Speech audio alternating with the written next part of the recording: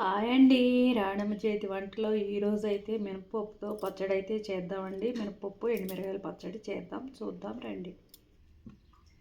ముందుగా కళాయి అయితే పెట్టేశానండి. కళాయి అయితే ఏడెక్కింది. ఇప్పుడు ఆయిల్ పోసుకుందాం.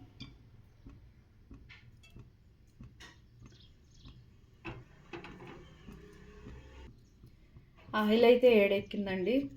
కొన్ని మెంతులు ముందుగా అయితే మెంతులు వేసుకుందాం. మెంతులు అయితే ఏడెక్కాయండి. ఇప్పుడు కొద్దిగా ఆవాలు కూడా వేసుకుందాం. కొద్దిగా జీలకర్ర,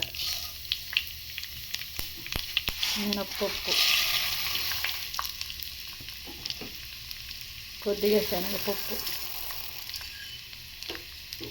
వీటిని బాగా వేసుకుందాం.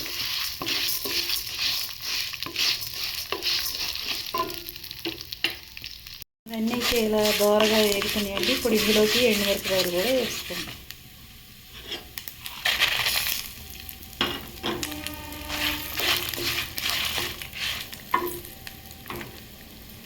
కొద్దిగా కరివేపాకు కూడా వేసుకుందాం.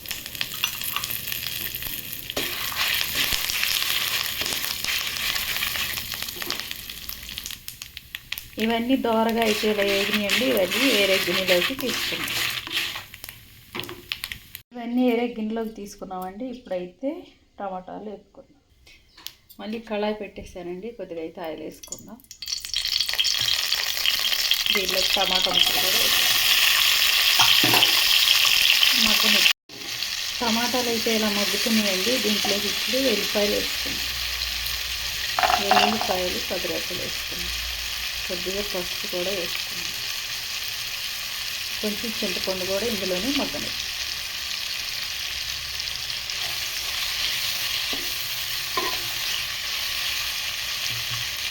టమాటాలు అయితే బాగా మగ్గాయండి. ఇప్పుడు చల్లారనిచ్చి మిక్సీ పెట్టుకున్నాం.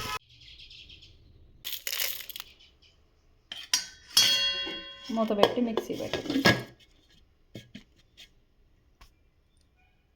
ఇదైతే ఇలా మిక్సీ పెట్టామండి. దీనిలో ఇప్పుడు ఉడికించి టమాటాలు వేసుకుందాం.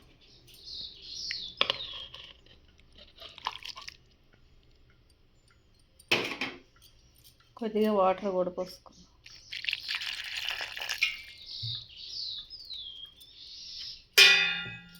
మిక్సీ పెట్టుకుందాం. చట్నీ అయితే ఇలా మిక్సీ వేసామండి. మినపప్పు పచ్చడి ఎలా అయితే వచ్చింది, ఇలా కొంచెం బరగ్గానే ఉండాలి. ఇది ఇప్పుడు గిన్నెలోకి తీసుకుందాం. ఇలా గిన్నెలోకి అయితే తీసేసుకున్నామండి. మినపప్పు,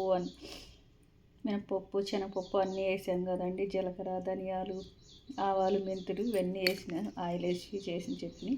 ఇది కోపు కూడా అవసరం లేదండి. ఇది వేడి అన్నంలోకి చాలా బాగుంటుంది. కోపు కావాలనుకున్న వాళ్ళు వేసుకోవచ్చు. ఈ వీడియో కానీ నచ్చినట్టయితే లైక్ చేయండి.